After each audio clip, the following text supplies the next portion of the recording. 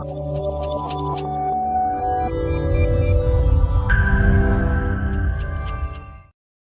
everyone, my name is Dr. Akhil from Cell Health Clinic, Banjaris.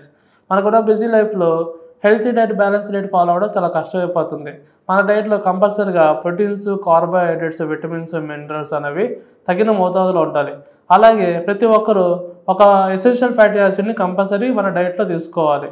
అదే omega 3 fatty acids. Omega 3 fatty acids అనేవి మన బాడీలో డైరెక్ట్గా produce చేసుకోలేదు.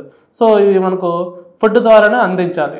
ఈ ఫ్యాటీ యాసిడ్స్ అనేవి మన సెల్ హెల్త్కి, అలాగే మన సెల్ స్ట్రక్చర్ కానీ దాన్ని ఫంక్షన్గా మెయింటైన్ చేయడానికి, అలాగే హార్మోన్స్ ప్రొడ్యూస్ చేయడానికి, అలాగే ఫ్యాట్ సాల్యుబుల్ విటమిన్స్ అయిన ఏ, డి, ఈకి తగిన మోతాదులో అబ్జర్వ్ అవ్వడానికి ఇవి చాలా బాగా ఉపయోగపడతాయి అన్నమాట.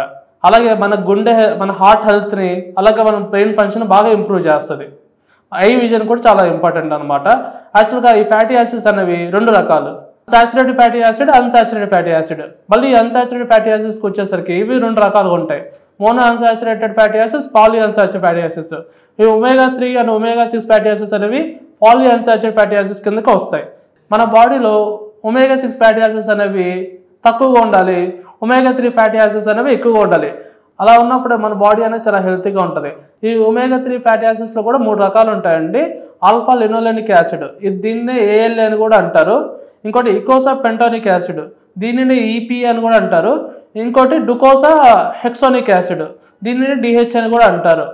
ఈ ఏఎల్ఏ అనేది ఎక్కువగా ప్లాంట్ సోర్సెస్ అయిన ఫ్లాసెస్ అంటే అవిసె గింజల్లో, చియా సీడ్స్లో, వాల్నట్స్లో ఎక్కువ ఉంటుంది. ఇంకోటి డిహెచ్ఏ, ఈపీ అనేది active form of omega 3 fatty acids అనమాట. ఇవి మెయిన్గా ఫిష్లో, సీ ఫుడ్స్లో ఎక్కువగా ఉంటాయి. ఇవి మన బ్రెయిన్ హెల్త్కి, హార్ట్ హెల్త్కి చాలా బాగా పనిచేస్తుంది. వెజిటేరియన్స్లో ఒమేగా 3 ఫ్యాటీ యాసిడ్స్ అనేవి చాలా తక్కువగా ఉంటాయి. వెజిటేరియన్స్లో అసలు ఎందుకు ఒమేగా 3 ఫ్యాటీ యాసిడ్స్ తక్కువగా ఉంటాయంటే, మనం ఇంత చెప్పుకున్నట్టు active form of omega 3 fatty acids అయిన ఈపీఏ, డిహెచ్ఏ అనేది ఎక్కువ ఫిష్లో అవైలబుల్ ఉంటుంది. సో వాళ్ళు ఎక్కువ ఫిష్ తీసుకోరు కాబట్టి ఈ ఒమేగా 3 ఫ్యాటీ యాసిడ్స్ అనేవి తక్కువగా ఉంటాయి. కానీ చాలామంది అడుగుతారు, మేము వెజిటేబుల్ రిసోర్సెస్ అయినా అంటే లైక్ అవిసె గింజల్లో కానీ, వాల్నట్స్లో కానీ చియా సీడ్స్ ఎక్కువ తీసుకుంటారు కదా, దాంట్లో ఒమేగా 3 ఎక్కువ ఉంటుంది కదా అంటారు. కానీ వాటిలో ఏంటంటే అది ఏఎల్ఏ ఫామ్లో ఉంటుంది, అంటే ఆల్ఫా లినోలెనిక్ యాసిడ్ ఫామ్లో ఉంటుంది. ఇది మన బాడీలో ఖచ్చితంగా ఈపీఏ, డిహెచ్ఏ కింద కన్వర్ట్ అవ్వాలి. కానీ అది అలా కన్వర్ట్ అవ్వడం చాలా తక్కువ అవుతుంది కాబట్టి సో వీళ్ళు ఒమేగా 6 అనేది చాలా ఎక్కువ అయిపోతుంది. మనం ఇంత చెప్పుకున్నట్టు ఒమేగా 6 అనేది ప్రో ఇన్ఫ్లమేటరీ అనమాట, అంటే ఇన్ఫ్లమేషన్ ఎక్కువ చేస్తుంది.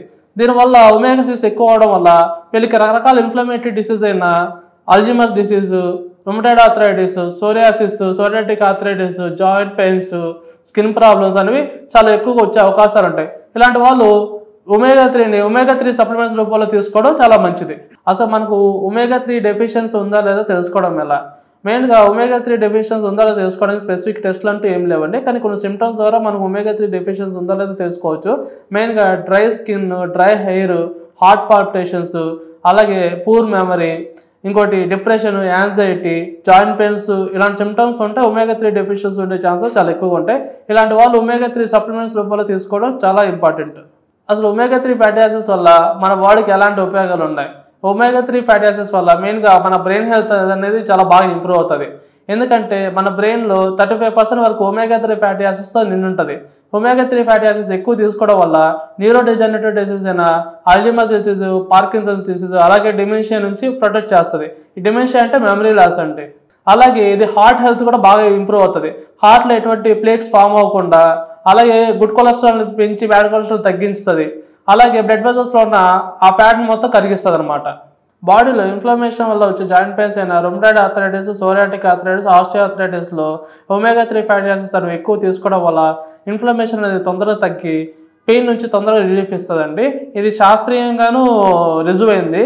అలాగే క్యాన్సర్ పేషెంట్స్లో ఇది బాగా ఇమ్యూనిటీ బూస్ట్ అవడానికి, ఎనర్జీ ప్రొడక్షన్ కూడా బాగా యూజ్ అవుతుంది. అలాగే స్కిన్ ప్రాబ్లమ్స్ అయిన సోరియాసిస్, ఎగ్జిమాలో ఒమేగా 3 ఫ్యాటీ యాసిడ్స్ అనేవి చాలా ఎక్స్టెంట్గా పనిచేస్తుందండి. ఇది తొందరగా స్కిన్ ప్రాబ్లమ్స్ తగ్గడానికి బాగా యూజ్ అవుతుంది. అలాగే ఇవి మళ్ళీ రాకుండా ప్రివెంట్ చేస్తుంది. మా సెల్ హెల్త్ క్లినిక్లో వెజిటేరియన్స్కి, అలాగే ఇలాంటి heart issues, brain problems, eye problems, అలాగే స్కిన్ కండిషన్ సోరియాసిస్, ఎగ్జిమా లాంటి సఫర్ అవుతున్న వాళ్ళకి మేము direct active form of omega 3 fatty acids అయిన డిహెచ్ఏ అండ్ ఈపీ అని డైరెక్ట్ మెరైన్ ఆర్గాన్ నుంచి ఎక్స్ట్రాక్ట్ చేసి మా cell health omega-3 fatty acid supplements రూపంలో ఇస్తున్నాం. అలాగే ఎవరైతే omega-3 ఫిష్ ఆయిల్ ఇష్టపడిన వాళ్ళు ఉంటారో వాళ్ళు ఈ సప్లిమెంట్స్ సేఫ్గా వాడుకోవచ్చు.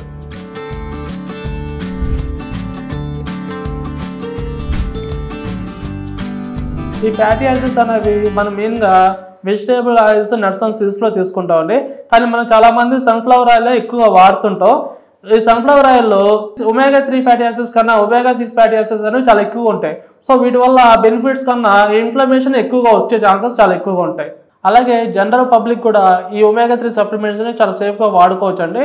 దీనివల్ల సైడ్ ఎఫెక్ట్స్ ఉండవు, ఇంకా మీ హెల్త్ని బాగా ఇంప్రూవ్ చేస్తుంది ఈ ఎసెన్షియల్ ఫ్యాటీ యాసిడ్ వల్ల. Thank you.